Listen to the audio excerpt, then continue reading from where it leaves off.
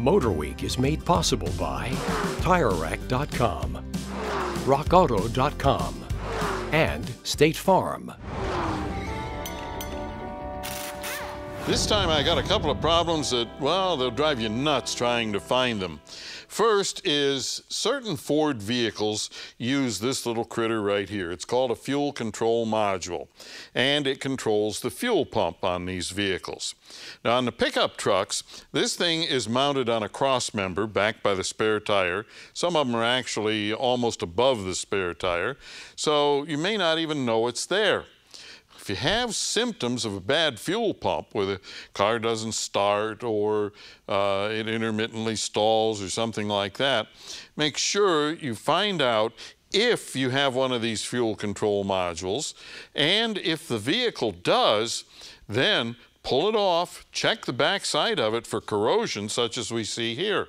These things are mounted directly against a cross member or parts of the body, and dirt and salt get in there, they hold moisture, they corrode the back of it, and eventually it falls apart, the vehicle doesn't run.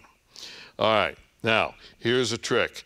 Years ago, I figured out that we could put washers on the bolt, longer bolts in there, space it out away, and then the dirt doesn't build up behind it. This one is from Dorman Products, and it comes with rubber spacers with it.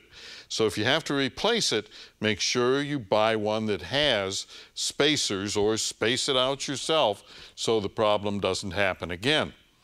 All right, next. Lots of cars come into my shops with check engine lights, and one of the codes that we pull is the engine is too cold. Well, everybody seems to think of thermostats as being relative to engines running too hot. Well, there are lots of things that can cause a thermostat to go bad and the engine run too cool.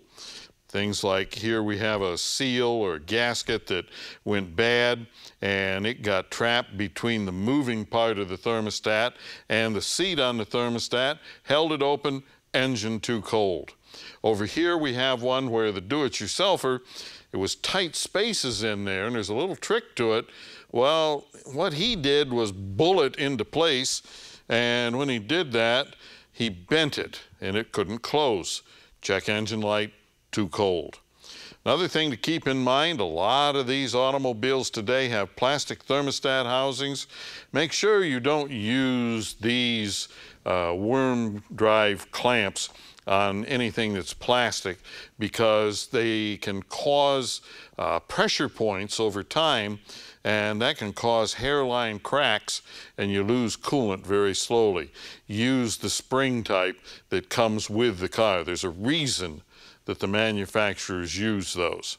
And if you have a question or a comment, drop me a line right here at MotorWeek.